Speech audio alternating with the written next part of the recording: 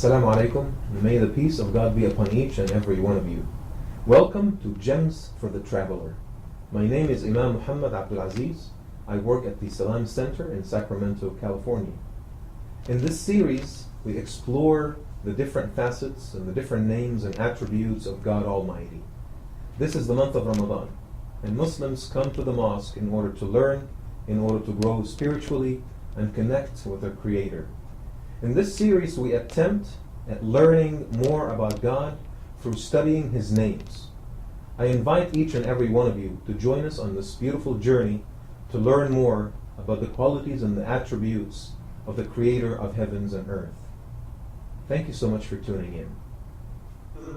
One after the other, we've covered Ismullah al-Shakur, we've covered Ismullah al-Tawwab, we've covered Al-Hadi, Al-Razzaq, and yesterday night, Ismullah al-Raqib, Allah's name al-Raqib. And I hope inshallah ta'ala that we understand the meanings of those names. Tonight's name inshallah is a quality of Allah subhanahu wa ta'ala that describes why He has all the other qualities that we've covered. So if you want to know why Allah is Shakur, why does He provide you or show His gratitude to a small act of kindness that you've done with an abundance of blessings.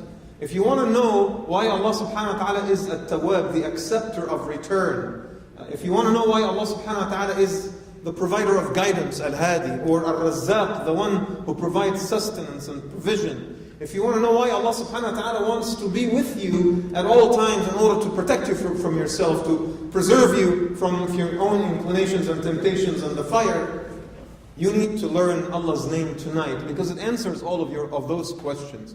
What is the beautiful quality about Allah subhanahu wa ta'ala that made Him all of those other qualities and all of those other traits and names that we have covered so far? Anyone would like to guess? What did you say? Al Wadoud. Ismullah Al Wadoud. Allah's name Al Wadoud. And wallahi, brothers and sisters, if you truly understand the meaning of this word, the meaning of this name, it'll open up a different horizon in your relationship with Allah subhanahu wa ta'ala. You know, this is the 6th khatira. We have a whole bunch of nights to cover more and more of Allah's names if Allah gave us life. And I promise you, if you really give me your hearts and minds in this month, that by the end of Ramadan, I will have introduced you to Allah subhanahu wa ta'ala. The Lord that you have been worshipping since you developed consciousness of this world, you have not really known before this Ramadan. I'm not bragging, I'm just saying it's the topic in and of itself that provides us with that convenience to be introduced to Allah subhanahu wa ta'ala. And tonight's name is at the very core of the qualities of the Lord, Al Wadoud. Mentioned in the Quran only twice. One of them, the most notable locations in Surah Al-Buruj, right? Can anyone remind me? Al-Ghafur Al-Wadoud, right? Allah subhanahu wa ta'ala talks about Himself as Al-Wadoud. What does that mean? Al-Wadoud. Linguistically, Al-Wadoud has 3 different meanings, or is always used in Arabic in 3 different senses. One is At-Tamanni, wishfulness, to wish and hope for something. يَوَدُّ أَحَدُهُمْ لَوْ يُعَمَّرُ أَلْفَ سَنَةٍ. Tamanni, you desire something, you wish for something. It is also used in Arabic in the sense of suhbah, companionship, to be with someone for an extended period of time. The Prophet ﷺ says in the hadith, إِنَّ أَبَرَّ الصُّحْبَةِ صُحْبَةُ الرَّجُلِ أَهْلَ وُدِّ أَبِيهِ. The most beautiful form of companionship is when you give some of your time to people who used to be friends and used to be companions of your father when your father passes away. Right? When my dad passed away about 15 years ago, wallahi, that's what my uncle told me. This hadith, my uncle told me, honor the friends of your father. You honor Allah subhanahu wa ta'ala. Do you understand? Any of you who have lost their fathers, go and find their friends and honor their relationships. إِنَّ أَبَرَّ الصُّحْبَةِ صُحْبَةُ الرَّجُلِ لِوُدِّ أَبِيهِ. SubhanAllah. This is beautiful. So tamanni and suhbah, wishfulness and companionship. The third one is hubb, love. لا تجد قوما يؤمنون بالله واليوم الآخر يوادون من حاد الله ورسوله. يوادون. حب. Love. So wait a second, we're talking about three things here. How are all those three things combined in the name of Allah Al Wadoud? Wishfulness, to wish for something, companionship, and love. It's as if Allah subhanahu wa ta'ala is telling you, my desire and wish is to be your companion in order to show my love to you in practical terms. And this precisely is the meaning of Wadoud. The difference between Hubb and Wud, what is the difference?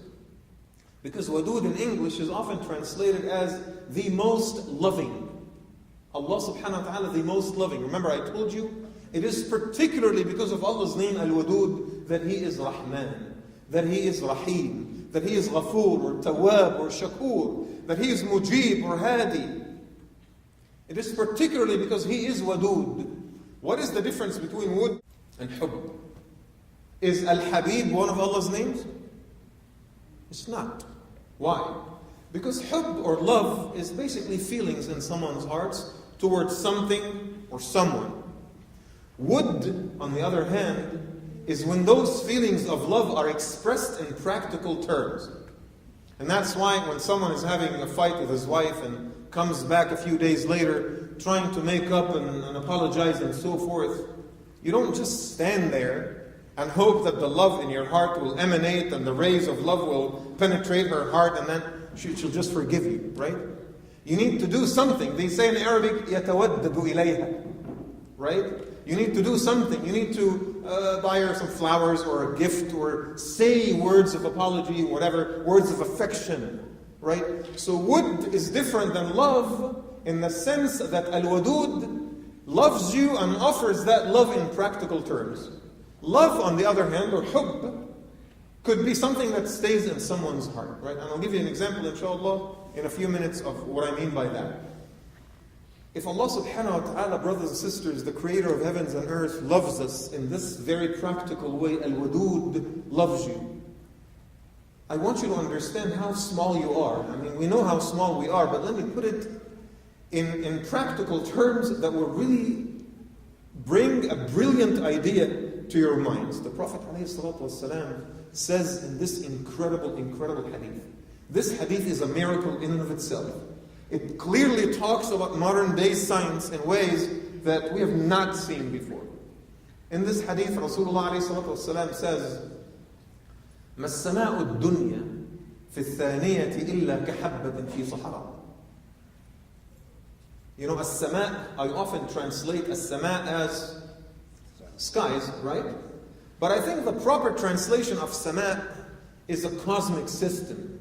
The universe is made of layers of cosmic systems on top of each other. This is a more scientific perspective on the word sama, or as-samawat. It's just layers of cosmic systems. The Prophet says, as-sama'u dunya, which is our immediate cosmic system, you know, possibly planet Earth, right?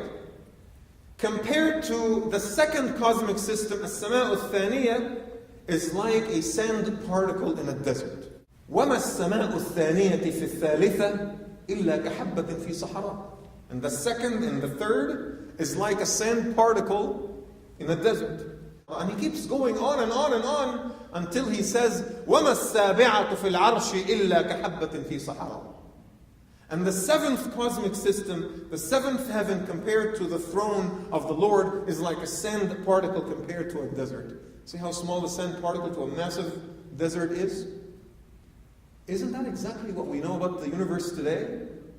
I mean, planet Earth compared to the solar system, the solar system compared to our galaxy compared to the universe compared to something bigger and something bigger and something bigger, and we all know that at the very end, they all revolve around Al-Wadoud subhanahu wa ta'ala. All this huge universe, and Allah still favors you. You are not even as big as a sand particle in a desert, and Allah subhanahu wa ta'ala still thinks that you are worthy of His love subhanahu wa ta'ala. Are you able to get it now? Do you see the magnitude of Al-Wadoud subhanahu wa ta'ala? Not only that, brothers and sisters, the Prophet says in the other hadith, alayhi salatu wasalam, ما من موضع شبر في السماء إلا وملك قائم أو راكع أو ساجد. There isn't a space that basically that would occupy a palm of your hand that does not have an angel that is either in a state of prayer, in a state of prostration, or a state of ruku', a state of bowing. So every small inch in the universe, there is an angel that is praying to Allah, that is mentioning His name one way or another. فإذا كان يوم القيامة يقولون جميعا سبحانك ما عبدناك حق عبادتك. When it's the day of judgment, they all come to Allah in a state of fear, and they will say, endless you are in your glory, O Lord. We have not offered you the most sincere devotion. We have not offered you the most sincere of worship. Angels who have done nothing 24/7 for lifetime after lifetime after lifetime but worship Allah subhanahu wa ta'ala still are not satisfied with their worship at the very end. And they say, Allah, we haven't offered you the most sincere of our devotion. Imagine what we are going to say. And despite that, Allah subhanahu wa ta'ala still favors us, brothers and sisters. And when I said that Allah loves you in a practical way, He expresses that love.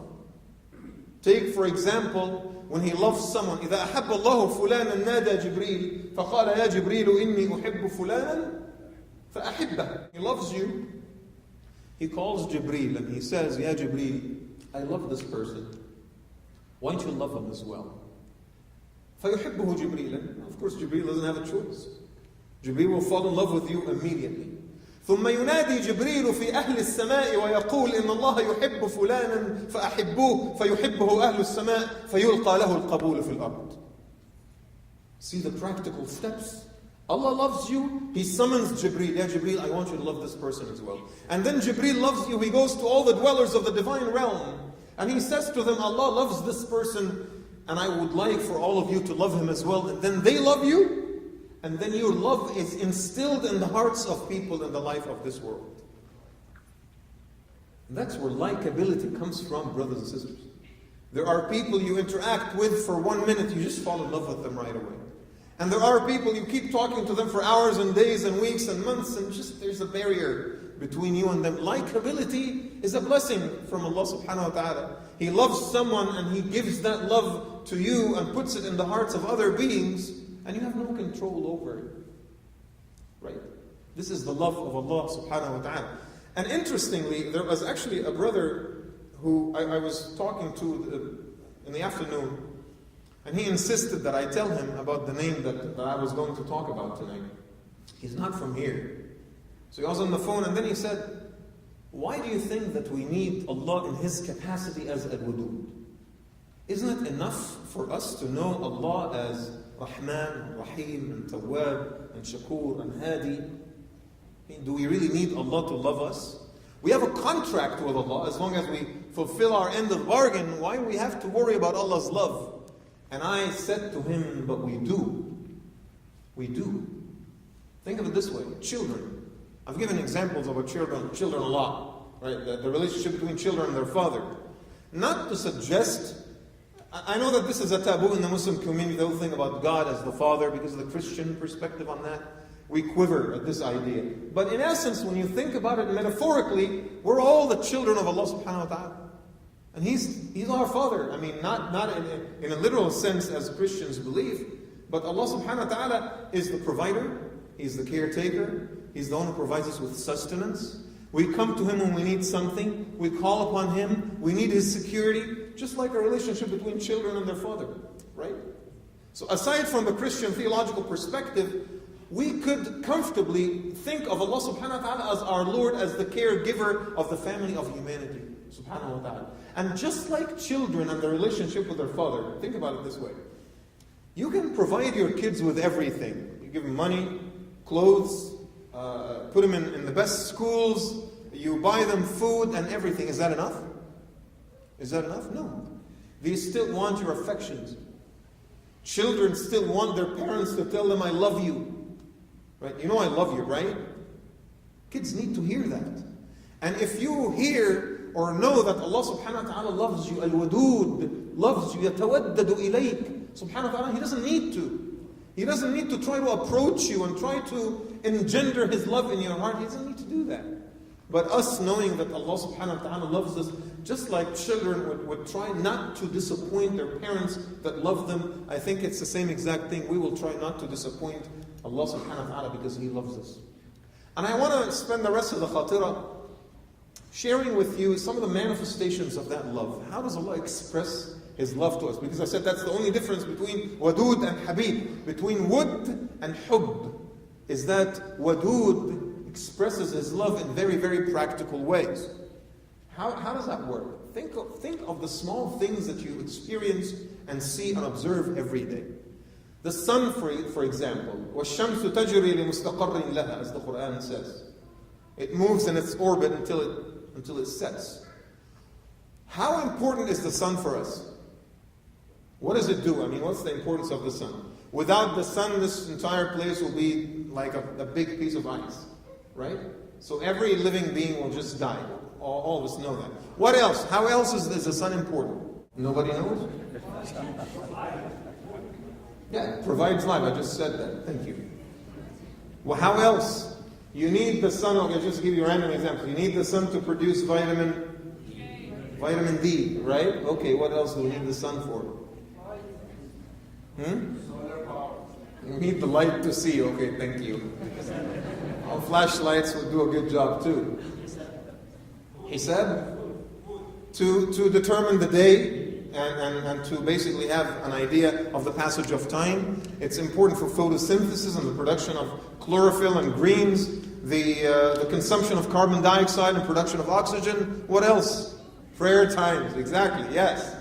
I would like to add that the sun also provides beauty. Wouldn't you say? Wouldn't you think? Think of it this way. At the time of sunset, people just love sunset and they go to the ocean in order to watch the sun. Have you ever thought of that before? If it's just about providing us with light and means for survival, what's the point of beauty? Why would Allah subhanahu wa ta'ala bring aesthetics to the world? If water is just about drinking and survival, then it would be raindrops falling into a water source and you just pull it up through a spring of water or a well. There is no point of having waterfalls and beautiful lakes and scenery and meandering rivers, right? Beauty is part and parcel of the gift that Al Wadoud provides you, brothers and sisters. Next time, inshallah ta'ala, when you go to Lake Tahoe, think of the entire Tahoe Basin as a gift from Al Wadoud for your enjoyment and amusement. Allah subhanahu wa ta'ala made the world not only functional, He made it beautiful. Have you ever thought of that before? I mean, the sun, brothers and sisters, creates shade. Because shade is basically the lack of light. When there's an object and the sun falls on this object, it produces shade. Have you ever thought of shade as a gift from Allah subhanahu wa ta'ala? Never. I mean, you sit in the shade, it protects you from the heat. It's a little breezier in the shade. You can sit down and talk to someone, eat a fruit, observe the beautiful scenery and greenery. There's a multitude of things. In fact, Allah subhanahu wa ta'ala talks about shade in the Quran. He calls Himself الَّذِي مَدَّ الظِّلِّ. Allah subhanahu wa ta'ala, He talks about Himself and says, He's the one who created shade for us. Have you taken shade as a gift from Al Wadoud? I don't think so. I mean, I personally haven't. Before studying about the names of Allah subhanahu wa ta'ala, I realized that you can actually enjoy the subtle beauties in the universe. Brothers and sisters, that's the whole point. Since the Prophet ﷺ is really important to us, and since we love him, and we love his legacy, and we love his teachings, and we love him as a person, I will share with you a couple of things that Allah did to him in his capacity as Al Wadoud, to try to bring that connection closer, and I think that will touch your heart as well. When people kept mocking the Prophet ﷺ, saying that he did not have any surviving sons, what did they call him? What's the word they used? Al-Abtar, right? Al-Abtar. Someone whose reputation and whose basically any information about him will be cut off. When he dies, people will never remember him. That's the meaning of Abtar. What does Allah say in the Quran in response to that? Inna a'tainaka al-kawthar. Allah subhanahu wa ta'ala hears that His beloved Prophet is being attacked and is offended, He sends him an ayah that we still recite to the present day in the Quran. I really want you to think about this. What is the purpose of Surah Al-Kawthar? What is the purpose of Surah Al-Kawthar? إِنَّا أَعْطَيْنَاكَ الْكَوْثَرَ فَصَلِّ لِرَبِّكَ وَانْحَرْ إِنَّ شَانِئَكَ هُوَ الْأَبْتَرُ. It entirely talks about the redemption. Allah is trying to redeem the Prophet ﷺ. Ya Muhammad, they call you Al-Abtar. Well, you know what? I will give you a beautiful river in Jannah just for you. Why does Allah need to do that? Muhammad is this prophet. He works for him. You do what you're told, and you should be patient with what they do to you. Does Allah need to comfort the heart of the Prophet ﷺ? No, but Al Wadoud does. Al Wadoud does. Inna shani'aka huwa al-abtar. The one that calls you al-abtar is the one whose any knowledge of him or her family will be cut off when he dies. But you, Ya Muhammad, and you don't have any surviving sons, people will remember you until the day of judgment. Right? He's communicating with us, brothers and sisters. When revelation, the wahi, was suspended for a period, some say 6 months, some say 3, some say 1 month. And they started making fun of the Prophet ﷺ, saying, Ya Muhammad, قَدْ وَدَّعَكَ رَبُّكَ. Your Lord has abandoned you and forgotten about you. Right? And the very first ayah that is revealed right after that period, وَالضُّحَى وَاللَّيْلِ إِذَا سَجَى مَا وَدَّعَكَ رَبُّكَ وَمَا قَلَى. Allah swears by the break of the dawn and the passage of the night, your Lord has not abandoned you and He has not forgotten about you. I mean, think about it. What is the purpose of Surah Al-Duha? Again, we keep reciting it in our salah, but it does not bring anything except beauty, brothers and sisters. In fact, the Prophet ﷺ, he took that to heart. And he used to do something that neither the prophets before him nor most of us do. Every time you talk to Allah, why do you talk to Allah? Because you need something. Almost all the time when we communicate with Allah, we need something.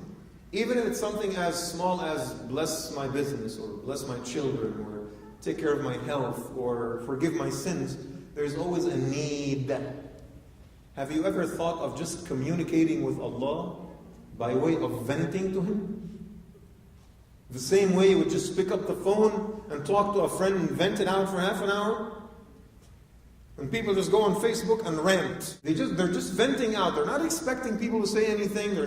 They don't care. They just want to get it off their chests. The Prophet ﷺ used to do the same with Allah subhanahu wa ta'ala. Remember after Ta'if, when he was attacked and he was mocked and he was injured, he sat down with his back against the grape tree and he started just venting to Allah subhanahu wa ta'ala. Allahumma inni ashku ilayka da'fa quwwati wa qillata hilati wa hawani ala an-nas.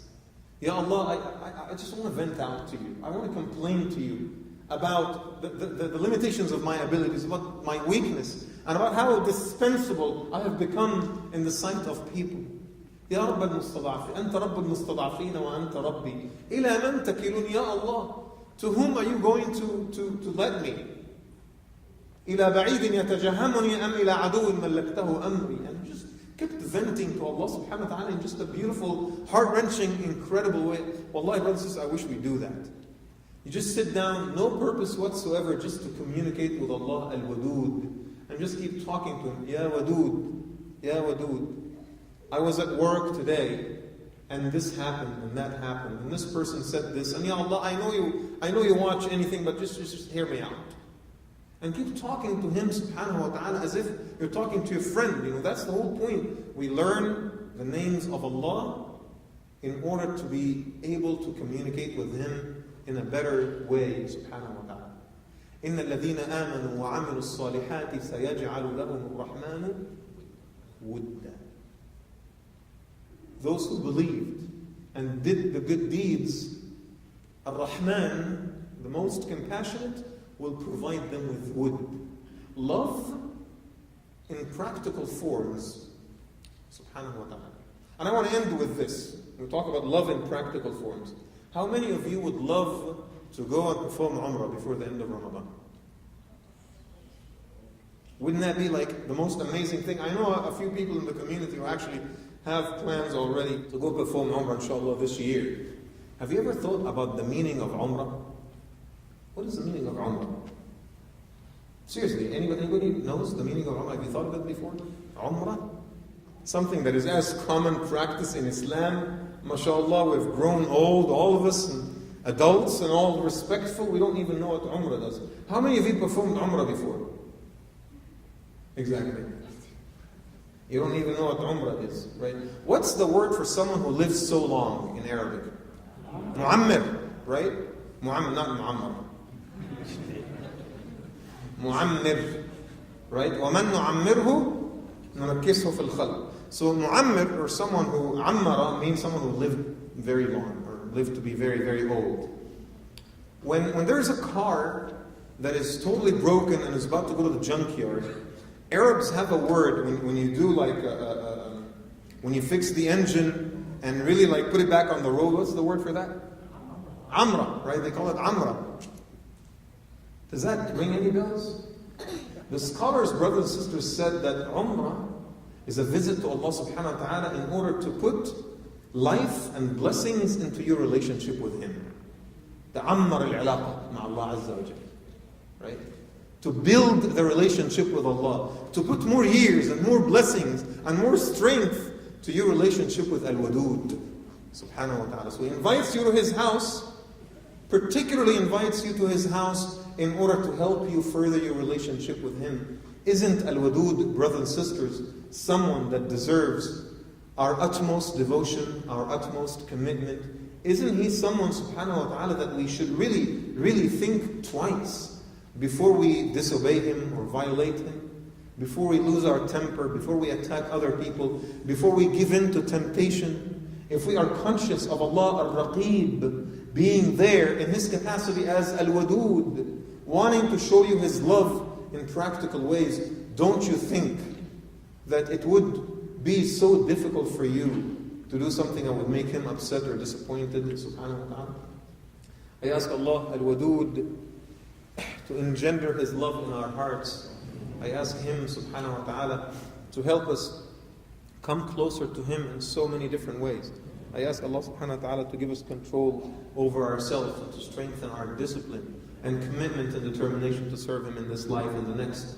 I ask Allah subhanahu wa ta'ala to help us serve Him through serving His creation. I ask Allah subhanahu wa ta'ala to help us better our characters and to overcome our egos. And I ask Allah to cleanse our hearts from arrogance and from haughtiness. I ask Allah subhanahu wa ta'ala to replace that with humility and love. أقول قولي هذا وأستغفر الله لي ولكم وقوموا إلى صلاتكم يرحمكم الله. Thank you so much for listening, and I hope you enjoyed this episode of Gems for the Traveler.